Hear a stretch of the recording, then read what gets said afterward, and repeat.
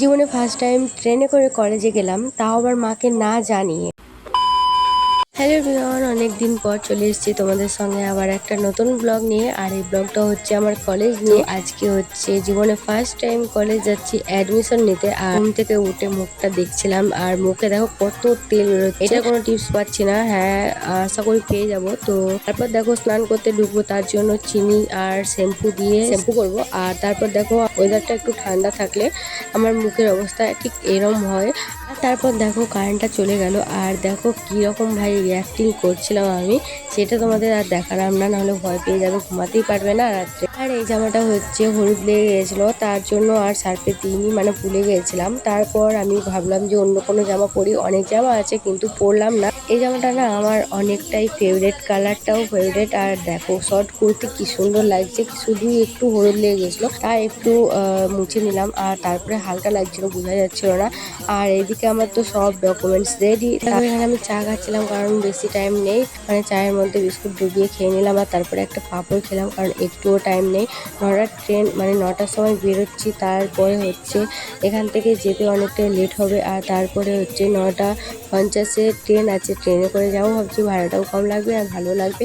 আর জানো তো ট্রেনে যাচ্ছি, কিন্তু মাকে কিছুই বলিনি যে ট্রেনে যাব। তো মাকে যদি বলি তাহলে মা না চিন্তা করতো, তার জন্য কিছু বলিনি। আর আজকের ওয়েদারটা না খুবই সুন্দর, তার জন্য অতটা বিরক্ত লাগেনি যতটা রোদ হলে লাগতো। জানো তো আর মাত্র 5 মিনিট বাকি ছিল, আর তখনই রেল গেট পড়ে গিয়েছিল। আর তার জন্য আমরা হেঁটে হেঁটে যাচ্ছিলাম। আমরা ভেবেছিলাম হয়তো ট্রেনটা পাবোই না, তো তার জন্য রেল গেটে আমি দাঁড়িয়েছিলাম। আর আমার বান্ধবী দেখো টিকিট কাটতে গিয়েছে। আর তারপরে হচ্ছে ট্রেনটা পেয়ে গেছি, সবাই বলছিল না না পেয়ে যাবে। তারপরে 10 মিনিট লেটে এসেছিলো, তো ঠাকুর আমাদের সঙ্গে ছিল, তাই না হলে কি যে হতো আর সেটাই ভেবে পাচ্ছি না।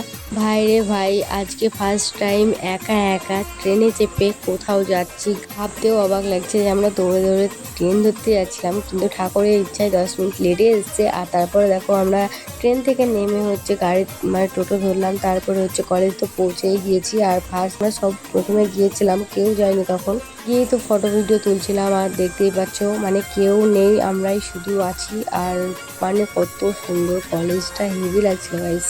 আর এই দেখো এই ফ্রেন্ডের সাথে মানে ট্রেনে চাপার সময় আমাদের পরিচয় হলো। আর দেখো কতটা মিল হয়ে গেছে আমাদের মধ্যে। তো তারপরে দেখো অনেকগুলো জেরক্স করতে হয়েছে, তো এগুলো জেরক্স করে নিয়ে যেতে ভুলে গেছিলাম। আমরাই দেখো কলেজের রুমে কতটা ভিড়। আর দেখো লাইনে আমি ফাইনালি অনেকক্ষণ পর দাঁড়িয়ে গিয়েছি। আর তারপরে অনেক দাঁড়িয়ে থাকতে থাকতে অ্যাডমিশন নেওয়া হয়ে গেছে। আর তারপরে দেখো কিছু খেয়ে নিলাম। আর ভিউটা জাস্ট দেখো একবার, আমার ফোনের জন্য অতটা ফিলিংস নিতে পারবে না। আর হ্যাঁ, তোমরা কে কোন কলেজে ভর্তি হয়েছে অবশ্যই আমাকে জানিও, কারণ আমি দেখতে চাই জঙ্গিপুর কলেজে কে কে ভর্তি হয়েছে।